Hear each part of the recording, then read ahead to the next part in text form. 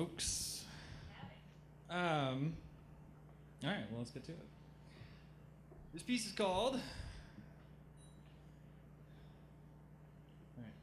On Denial, Guilt, Anger, Depression, The Upward Turn, Reconstruction, Acceptance, Hope, and Love. And long drawn-out titles that are somewhat unnecessary but hilarious when taken to an extreme. Third edition, second printing, prepared, written, edited, and read aloud on stage by this guy. All right, so I've listed the 7 stages of grief and that ridiculously long title as a framework for a story I'd like to tell you.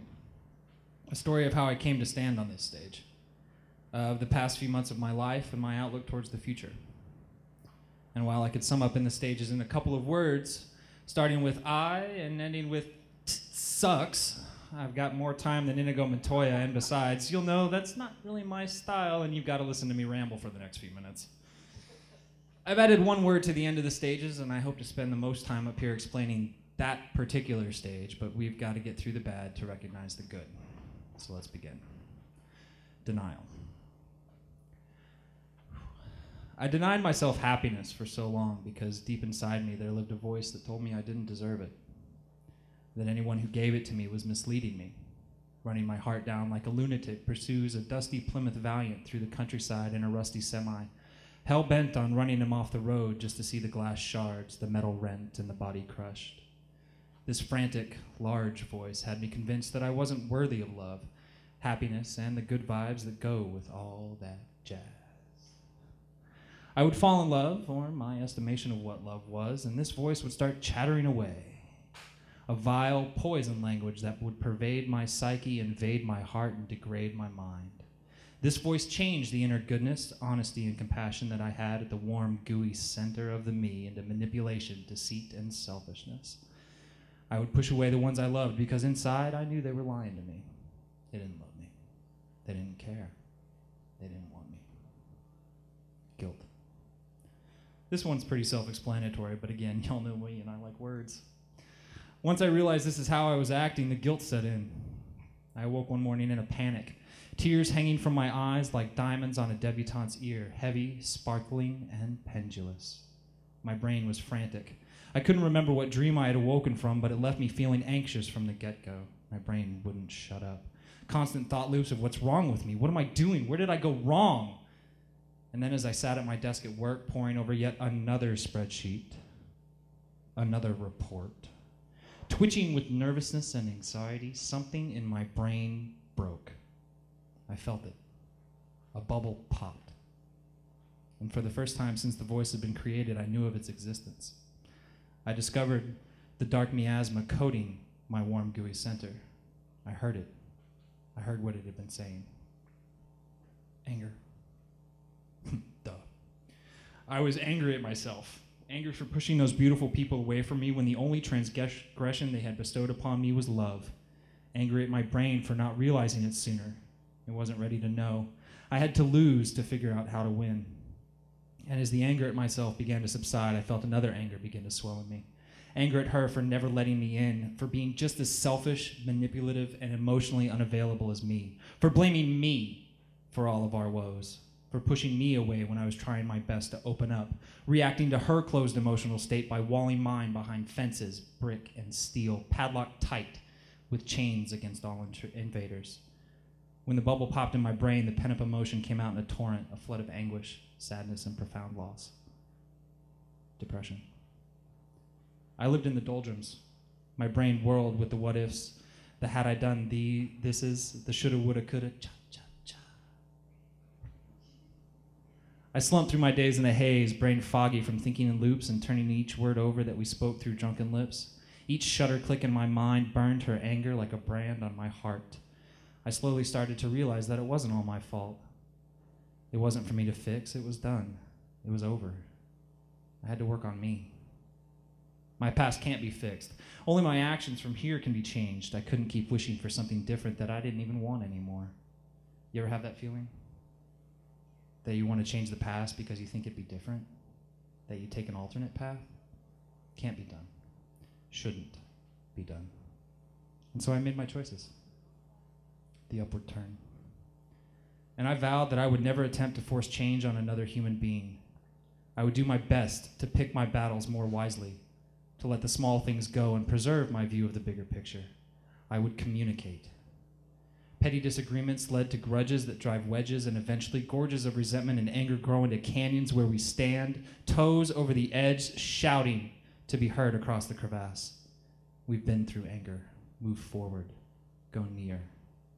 Get to a point where the past becomes a part of you, but does not bring you to your knees every time you think about it.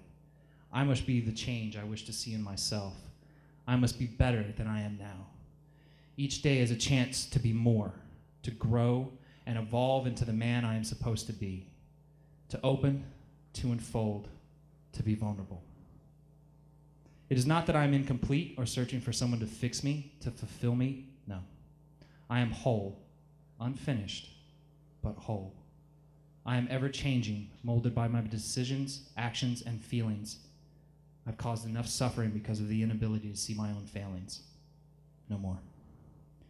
Reconstruction. I take a bit of liberty with this stage because I don't feel as if all my life was a shambles at this point. I was recovering from a broken heart and a muddled mind. I wasn't lying face down in a gutter having forgotten how I got there. I wasn't falling apart, not completely anyway. The smoke was clearing, however, as a chance event put me down a road I continue to be amazed with each and every day. A chance spin that brought me to a website based out of New Zealand to purchase a staff. A fire staff, no less. They, like me, were on shaky ground for a bit, but I think we're both doing better now. Really? No laugh? Okay. Another chance led a local spinner to recommend I seek out a group of like-minded people. Spinners, jugglers, players. Freaks, if you will. On the same day when I told myself I needed to meet new people, I was welcomed with open arms into a family that continues to surprise me. Their talent, capacity for giving, and penchant for the bizarre, absurd, and comical are welcome additions to my life. I've had more smiles, laughs, and heart flutters in the last 3 months than I had all last year. I hope that someday I can repay them for their love, praise, and open arms. Acceptance. I am epically flawed. I have faults, foibles, and flatulence.